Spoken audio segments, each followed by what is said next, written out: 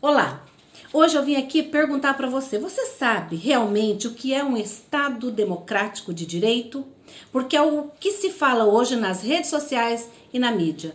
E eu tenho visto ultimamente aí nas redes sociais que as pessoas não têm noção do que elas fazem, elas não têm noção do que é um Estado democrático de direito. Então eu vou te convidar para a gente fazer um pequeno passeio aqui pela Constituição Federal. A Constituição Federal, lá de 1988, que foi conquistada a duras penas, nós saímos de um regime militar para vir para um Estado democrático de direito e essa Constituição eu vou contar para os senhores que é a nossa salvação. Vamos lá então no artigo 1º. Diz o seguinte: a República Federativa do Brasil é formada pela união indissolúvel dos estados e municípios do Distrito Federal. Constitui-se um Estado democrático de direito e tem como fundamentos. Aí ele vai falar da soberania, cidadania, dignidade da pessoa humana, dos valores sociais, do trabalho e da livre iniciativa, do pluralismo político. Interessante prestarem atenção no parágrafo único. Todo o poder emana do povo que o exerce por meio de representantes eleitos ou diretamente nos termos desta Constituição. Então nós temos uma democracia representativa na qual nós elegemos pessoas para que façam as leis, para que essas leis sirvam para todos nós. Nós não ficamos lá controlando como que é feita uma lei aqui, outra lei aqui, como é que vai aplicar essa lei, porque nós temos representantes para isso. Continuando. São poderes da União independente e harmônicos entre si. Essa palavra harmônicos tem que prevalecer entre si o legislativo, o executivo e o judiciário. Mas o que está acontecendo na nossa atualidade? A população desinformada tem tentado acabar com o Estado democrático de direito. Falando fora STF, buscando com que as Forças Armadas entrem no país e acabem com tudo, né? Com o STF, que derrube o Congresso, que acabe com tudo isso. Isso é antidemocrático, está fora da nossa Constituição, porque os poderes, eles são independentes e harmônicos entre si. E é proibido rasgar a Constituição. Tá lá no artigo 60. Vamos lá, olha só, artigo 60. É uma cláusula pétrea. Cláusula pétrea é aquela que não pode ser modificada, nem mesmo por emenda constitucional. Diz o seguinte: a Constituição poderá ser emendada mediante proposta. Vem o 60. Lá no parágrafo 4º, ela diz: não será objeto de deliberação a proposta de emenda tendente a abolir. Porque ela pode, em alguns casos, você emendar, porque ela não é uma Constituição rígida, totalmente rígida, mas ela tem as cláusulas pétreas, como o parágrafo 4º do artigo 60. Não será objeto de deliberação a forma federativa de Estado, o voto direto, secreto, universal e periódico, a separação dos poderes e os direitos e garantias individuais. Então, judiciário, ele tem que existir. Legislativo tem que existir e executivo tem que existir. No momento em que você vai para a rua e pede a derrubada do STF e do Congresso Nacional, você está deixando de fazer com que o Estado seja democrático de direito. Pode até se constituir em um Estado de direito, mas jamais democrático de direito. Aí, nós temos o seguinte, vamos passar aqui para outro artigo da Constituição Federal. Eu estava vendo, né, e todo mundo tem visto, que o presidente da República atual, Jair Bolsonaro, ele vai lá aplaudir, apoiar aquelas manifestações onde as pessoas pedem a queda do STF. É comum agora você ir lá proferir palavras injuriosas, difamatórias contra as autoridades que compõem o nosso poder judiciário, ou até mesmo aquelas pessoas que compõem o nosso poder legislativo, executivo e por aí vai.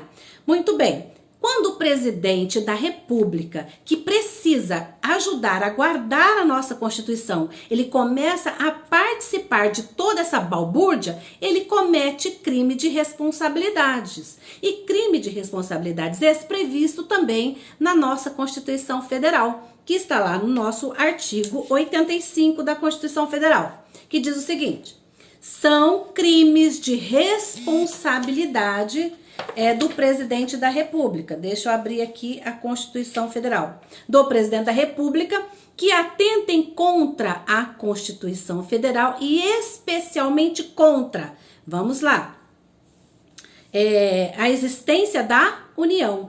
Quando eu tento interferir, né, nessa questão da União, eu posso estar provocando guerras, entre outros fatores, fazer com que as pessoas venham, né, entrem na nossa soberania. Então é muito complicado o presidente da República ficar mantendo relações anormais fora do nosso país. Outro, o livre exercício, aqui é o mais importante, o livre exercício do poder legislativo, do poder judiciário, do Ministério Público e dos poderes constitucionais das unidades da federação. O livre exercício do poder legislativo, do poder judiciário. O presidente da República, ele não pode ficar interferindo toda hora no poder judiciário e ficar aplaudindo as pessoas na rua quando as pessoas dizem fora STF, fora judiciário, fora isso, fora aquilo, e muito menos, né, do nosso poder legislativo. O artigo 85, ele vai trazer, então, alguns comentários, deixa eu ver aqui, sobre... Nós vamos partir para a lei, né? Quando ele comete os crimes de responsabilidade, ele tem também uma lei. O artigo 85, ele vai nos dizer, lá no seu parágrafo único, que esses crimes serão definidos em lei especial, que estabelecerá as normas de processo e de julgamento. Essa lei é a Lei 1079, de 10 de abril de 1950. É uma lei velha, sim, é uma lei que está precisando ser modificada, mas ela traz lá no artigo 1º o seguinte: são crimes de responsabilidade o que esta lei especifica. Os crimes definidos lá no artigo 2º, nesta lei, ainda quando simplesmente tentados, são passíveis da pena de perda do cargo, com a inabilitação até 5 anos para o exercício de qualquer função pública, imposta pelo Senado Federal nos processos contra o presidente da República ou ministros de Estado, contra os ministros do Supremo Tribunal Federal ou contra o Procurador-Geral da República. Uma parte interessante é o artigo 6º dessa lei. São crimes de responsabilidade contra o livre exercício dos poderes legislativo e judiciário e dos poderes constitucionais dos estados. Então é crime de responsabilidade ficar invadindo a seara do poder legislativo e do poder judiciário, porque são poderes constituídos pela nossa Constituição Federal, que são harmônicos e independentes entre si. É lógico que, mas agora o STF é que está mandando as regras, que está governando o país. Não é bem isso, não é bem isso. É lógico que o STF ele vai interferir quando ele está prestes a ver que a nossa Constituição Federal está prestes a ser rasgada. Porque a partir do momento que você vai para a rua e começa a ficar fazendo algazarras, balbúrdias, gritando fora STF, tentando desorganizar o Estado democrático de direito, o STF, que é o guardião da Constituição, ele vai ter que vir.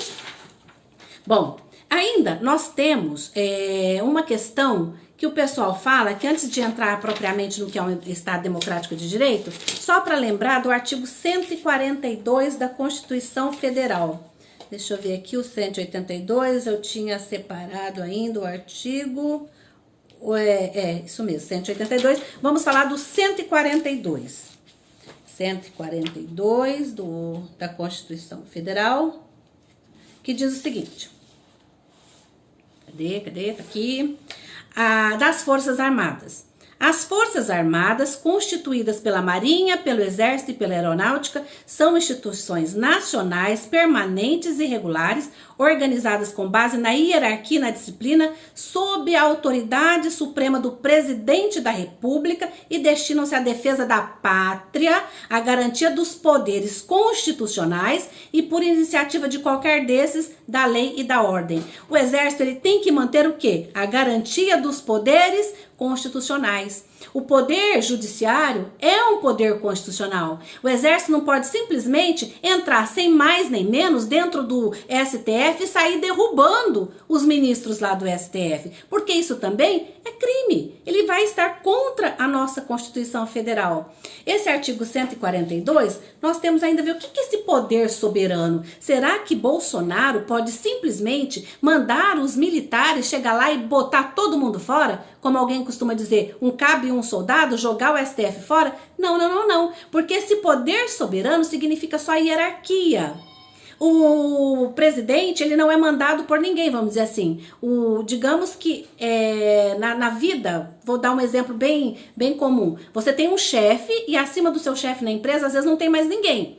Então, no Estado democrático de direito ali, o nosso soberano que foi eleito é o nosso presidente da República. Quando se fala em autoridade suprema, não significa que ele vai falar, mandar e desmandar no exército e o exército vai cumprir tudo aquilo que ele quiser. Não, é apenas o quê? Um poder hierárquico de nomeação. E aí isso nos remete para o artigo 84 das atribuições do presidente da República, que diz o seguinte: compete privativamente ao presidente da República, isso entrou na emenda constitucional 2399 e na emenda constitucional 3201, lá no inciso 13, que diz assim: exercer o comando supremo das Forças Armadas, nomear os comandantes da Marinha, do Exército e da Aeronáutica, promover seus oficiais generais e nomeá-los para os cargos que lhes são privativos. Digamos que se o próprio presidente da República desse um autogolpe, ele estaria indo contra a Constituição Federal e, de qualquer forma, ele estaria cometendo crime de responsabilidade do presidente da República, porque cabe também ao presidente, não só ao presidente da República, mas como ao Exército, a guarda da Constituição, como nós vimos. Então, resumindo, sobre o Estado democrático de direito, nós temos o quê? Tem aí tem vários resumos que você pode estudar, os próprios livros de constitucional. Eu usei aqui o livro do Manuel, José Afonso da Silva, né? Ele vai explicar exatamente o que eu estou dizendo, que você não pode, né, de maneira alguma, impedir, né, que os poderes sejam independentes. Então, vamos dizer assim, resumidamente, o que é um Estado democrático de direito? Estado democrático de direito são quando as leis são criadas pelo povo e para o povo, mas de uma forma representativa. Nada resolve você ir lá para a rua, ficar fazendo essa balbúrdia toda, a não ser desestruturar o nosso Estado democrático de direito. E o Estado democrático de direito, ele se caracteriza pelo respeito aos direitos humanos, que são fundamentais e naturais a todos os cidadãos. E, logicamente, pela separação dos poderes estatais. Então, Estado democrático de direito é isso. Nós temos uma democracia onde nós temos responsabilidade, poderes divididos, tripartites, né, poder legislativo, executivo e judiciário, independentes, eles têm que ser harmônicos entre si. O presidente da República é sim soberano, ele tem como comandar as Forças Armadas, mas ele não pode comandar as Forças Armadas para que elas derrubem um dos nossos poderes, seja ele legislativo, seja ele judiciário. Então, vamos estudar um pouquinho a Constituição que tem que aí de graça para todo mundo, qualquer político que se preze sai distribuindo a Constituição Federal e não ficar toda hora brigando e mandando cair fora o STF ou o Legislativo, porque a gente rasga a Constituição e volta a ser uma ditadura militar, e que eu posso dizer para os senhores que não é nada agradável, tá bom?